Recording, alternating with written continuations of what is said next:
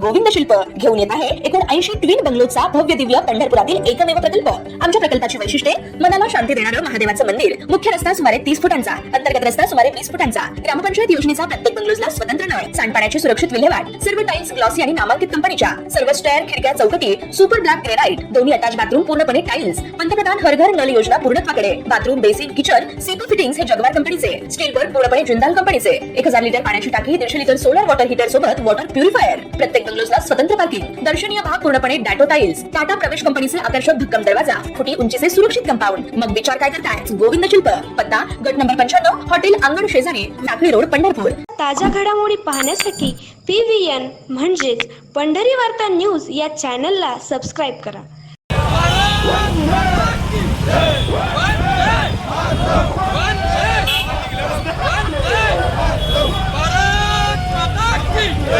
नागरिकांमध्ये राष्ट्राभिमान, देशभक्ती निर्माण व्हावी, तसेच भारतीय स्वातंत्र्याचा जाज्वल्य इतिहासाचे सर्व नागरिकांना स्मरण व्हावे, देशाच्या राष्ट्रध्वजाबद्दलचा सन्मान, अभिमान आणि राष्ट्रभक्तीची भावना अधिक दृढ व्हावी, तसेच स्वातंत्र्य लढ्यातील वीर स्वातंत्र्य सैनिकांच्या त्याग व बलिदानाचे स्मरण पुढील पिढ्यांपर्यंत पोहोचावे या उद्देशाने पंढरपूर तालुका प्रशासनाकडून भव्य तिरंगा पदयात्रेचे आयोजन करण्यात आले होते।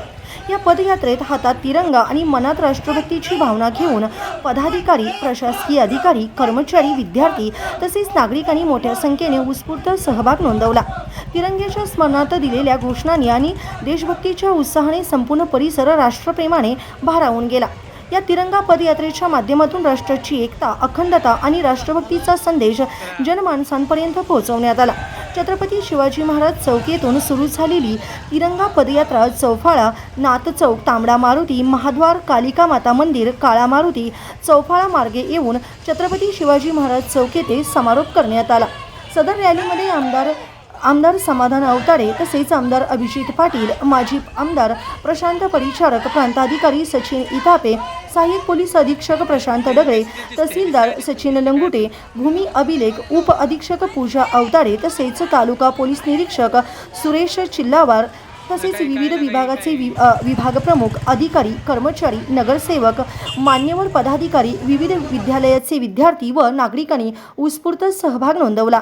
तिरंगा यात्रा, तिरंगा रॅली ही आज आपल्या पंढरपूर शहरामध्ये आज झाली आणि खरं म्हणजे अतिशय उत्साहानं सर्व तरुण वर्ग आणि सर्व पक्षाचे पदाधिकारी, सर्व पक्षाचे आमचे सगळे सहकारी सगळ्यांनी आज या ठिकाणी तिरंगा रॅली ही चांगल्या जल्लोषात आज या ठिकाणी निघाली आणि नक्कीच या रॅलीमुळे नक्कीच आपल्या देशाचं प्रेम आणि देशाभोवती असलेल्या सगळ्या भावना या ठिकाणी लक्षात येतात आणि लोकांच्या आणि तरुणांच्या मनामध्ये अत्यंत जिव्हाळ्याचे आणि खूप या ठिकाणी अतिशय चांगले खरं या रॅलीला आम्हाला उत्स्फूर्त प्रतिसाद या ठिकाणी मिळाला।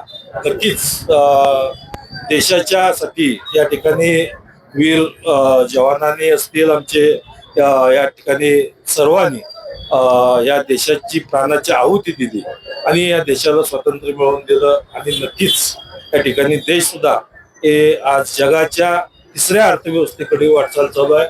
नक्की आपला भारत देश हा सुख समृद्धी आणि संपन्न या ठिकाणी होण्याच्या संपूर्ण या ठिकाणी होत आहे।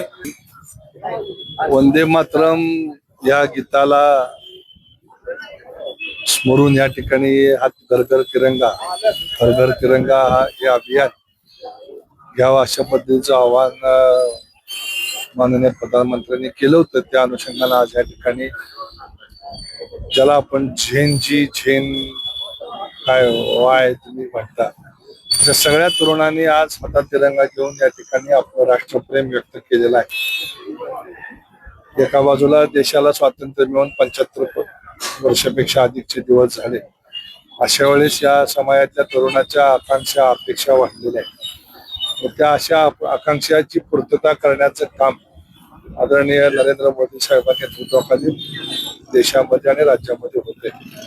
अशा परिस्थितीमध्ये 15 ऑगस्ट हा स्वातंत्र्य दिन आहे, तो मोठ्या उत्साहात साजरा झाला पाहिजे। त्या दृष्टिकोनातून गेली अनेक वर्षे आपण बघतोय की या तिरंग्याप्रती असणारं प्रेम किंवा लोकांमध्ये प्रेम आहेच, पण ते अधिक प्रकर्षानं या ठिकाणी लोकांनी व्यक्त केलं पाहिजे अशा पद्धतीची भूमिका सरकारने घेतली होती आणि त्यांच्या आव्हानाला प्रतिसाद देऊन आज हजारो तरुण मुलं रस्त्यावरती तिरंगा घेऊन आज या यात्रेमध्ये सामील झाले आणि निश्चितपणे यातून एक राष्ट्रभक्ती राष्ट्रप्रेमाची ज्योत प्रज्वलित होईल आणि भविष्य काळातला जो आपल्याला सशक्त भारत उभा करायचा आहे त्याची बीजे ह्याच्यामध्ये रोवली जातील असं मला वाटतं. 15 ऑगस्ट स्वातंत्र्य दिनाच्या आपल्या सगळ्याच्या माध्यमातून मी सर्वांना मनपूर्वक शुभेच्छा देतो.